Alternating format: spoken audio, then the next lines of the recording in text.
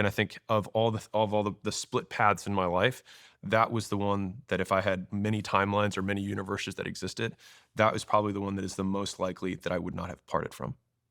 So I think in like 90% of universes that Alex Ramosi exists, I'm just a consultant somewhere. And so I would encourage you, if you do feel that, you're not going to die. Like you won't die and you might just live. It's so interesting because I think everything you've said is just absolutely spot on. But you're right in where you say that if you'd asked an audience member listening now Yeah. why they haven't started yet, they wouldn't say fear. Yeah. They would say, I haven't got the X, Yeah. I haven't got the Y. But actually, it is such an emotional thing.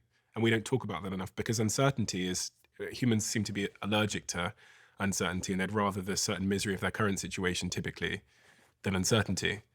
And I think, and I used what I consider a very non-palatable word of coward purposefully because no one wants to say they're afraid. Because if you say you're afraid, then it means you're a coward.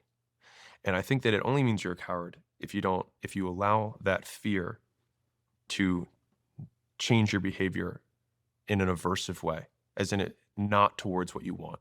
Mhm. And so, the inverse of that, many people have heard it. Courage is not acting without fear, but despite fear. And I think that when you act, when you allow fear to change your behavior the wrong way, that is when you can give yourself that title of coward. And I think that that is a title that I have feared my whole life. And that label is almost, I'm more afraid of that label Mhm. than the label of failure. I'd rather be a failure than a coward. Is there a framework for knowing when to quit? Mm.